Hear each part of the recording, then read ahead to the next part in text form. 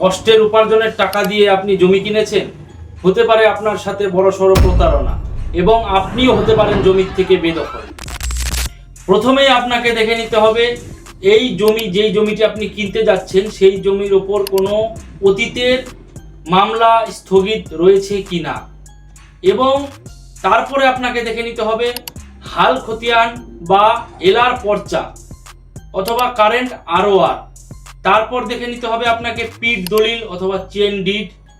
তারপর আপনাকে দেখে নিতে হবে সেই জমির ট্যাক্স রিসিট অথবা খাজনা রসিদ, এবং তারপর আপনাকে দেখে নিতে হবে সেই জমির ক্লাসিফিকেশন অথবা শ্রেণী। তার সাথে আপনাকে আরও দুটো জিনিস লক্ষ্য রাখতে হবে। সেই দুটো জিনিস হচ্ছে সেই জমিটির মধ্যে কোনো তপশিলি উপজাতি অথবা ST রেস্ট্রিকশন রয়েছে কিনা, এবং সেই জমিটি খাস অথবা vest to the state of West Bengal অথবা রেসপেক্টিভ স্টেটে রয়েছে কি না। সঠিক এবং সুরক্ষিত দলিল করতে যদি আপনি চান তাহলে অবশ্যই কোনো অভিজ্ঞ আইনি পরামর্শদাতা অথবা অ্যাডভোকেটের সাথে আপনারা যোগাযোগ করবেন। ধন্যবাদ।